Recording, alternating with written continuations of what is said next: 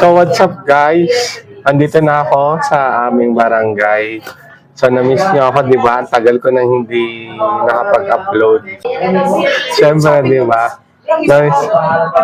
Alam mo naman na-miss niyo ako, di ba? So, tuloy natin yung vlog natin. Kasi sobrang busy nga talaga. Ang dami nangyari nung nakaraan. So, kailangan magpapakilala ba yung mga bago? Isa-isa. Ito yung mga bago naming mga ano. Kayla po. Kayla Sevilla. Kayla, Sevilla. Wow, may microphone na pala si Grandel. Pasensado na talaga. What's up guys? I'm Nivia. So, yun yung mga, ano natin? Immersion. Immersion. So, J.O. no? Sama? J.O. kayo? Hindi. Hindi pa sila J.O. Ano na talaga? Ay, yung high lang mo yan. So, good luck sa dito. Sana mag-enjoy kayo. I'm sure naman mag-enjoy naman kayo dito. So, balik tayo dito. Uy! Madumi na ito, tatapon ko na. So, etong araw na ito, isang takbo kami. So, nag-aantay kami ngayon ng emergency. Ito na naman yung guest natin. So, babalik ako mamaya. Check lang. So, uwi na si Mama. Atid natin dito sa labas.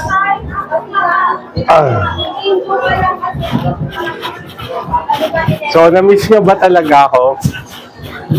Diba? Tagal ko talaga na hindi naka-upload.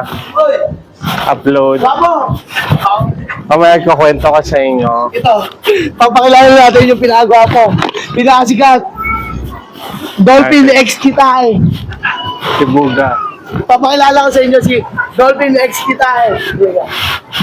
Sino?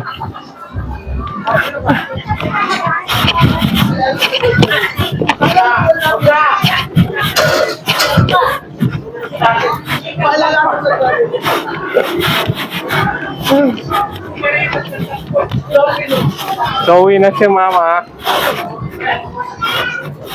Halika na. Magkapatid ka? So, magkapatid pa pala si Mama. Kapatid lang kita, diba? Diba?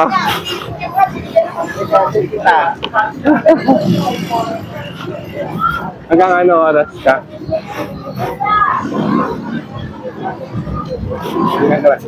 Ha? Ay, doon silang dalawa eh. So, alis na si Mama. Bye, Ate Nan.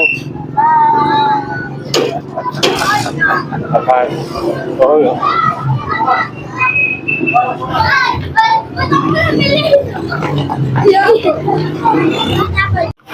So, tayo naman. Bibili naman ako ng juice. Kasi si, Robert. Andyan, nakarami na. Birthday niya na. Ay, very good. Siguro papasok. Very good. Wait nga lang.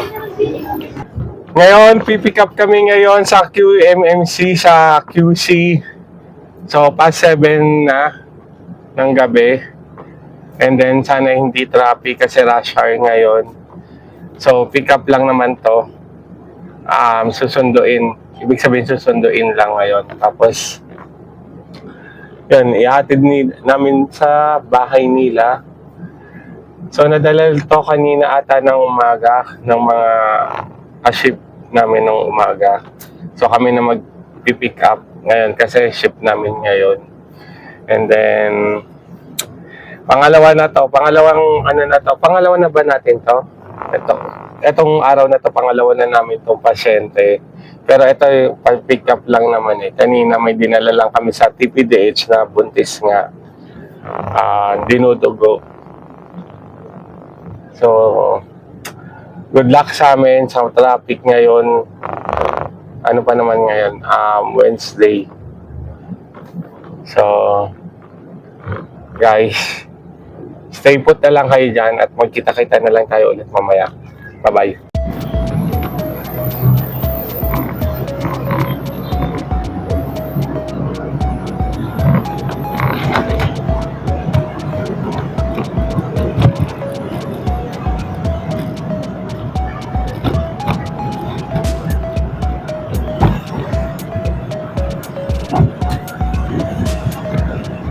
Nagbabalik ang bida.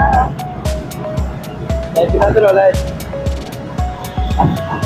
Ay, kaya. Iba na yung nga again.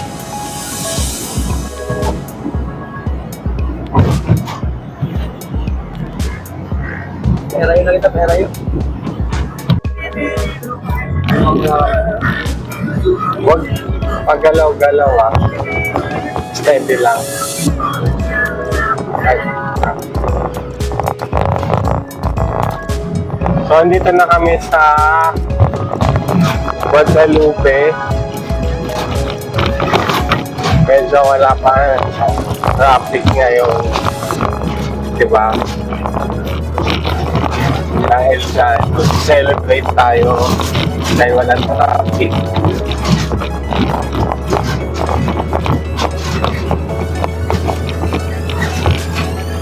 Pero hindi ko lang alam mamaya kung traffic pabalik. Oo, traffic pabalik. Tingnan mo sa kapila ko. Grabe.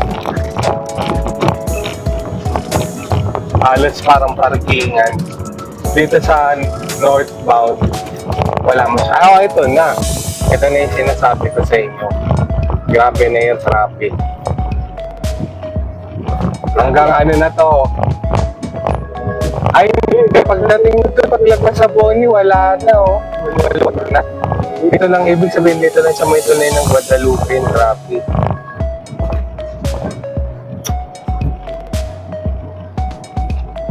Oo, diba?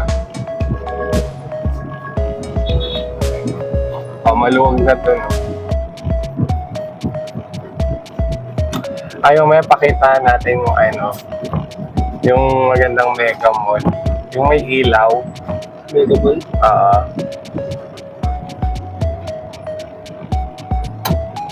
Ayan, kasi may mga bus na nagkakanan.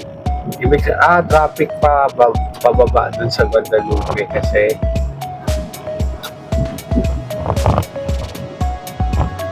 so, yan lang traffic. Tapos dire-diretso na.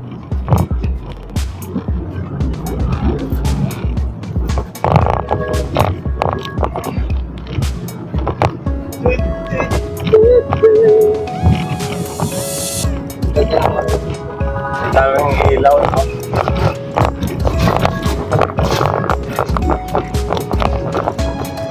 Nabutan niyo ba yung mga billboard natin na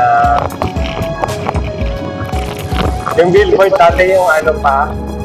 Hindi ganyan eh. Hindi yung ang ano pa billboard natin yung ilaw lang talaga siya na may pangalan. Nabutan ko dati sa EDSA yung bata pa ako. Kung tawa ko sa mga billboard dati kasi kumikislap-kislap lang mo siya.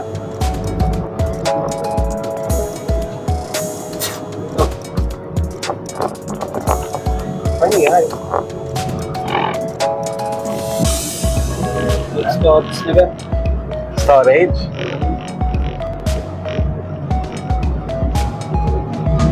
Yan. Kumuputi-puti.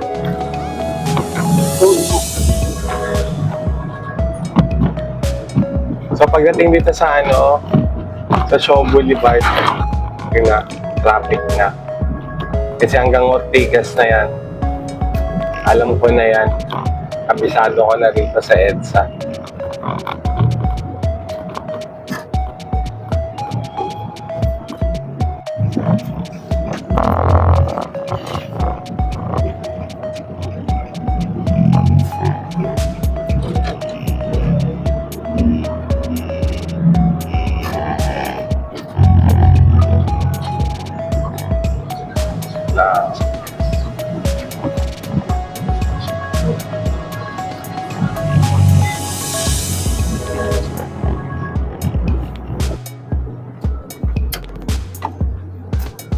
So ito na nga yung traffic dito sa EDSA. Pero okay lang. Ganun talaga buhay. Minsan traffic, minsan hindi. Yan, malapit na tayo sa guys. Sa Mega Mall. Ito na yung pasabog ng Mega Mall, yung mga ilaw-ilaw dito. Taon-taon yan, nag-iiba talaga yung mga ano ba tawag dito? Basta yun na yun, yung mga design, mga ganon. Pero hindi siya ganon mas maganda pa yung dati. Mas maliwanag. Ngayon, medyo sakto lang.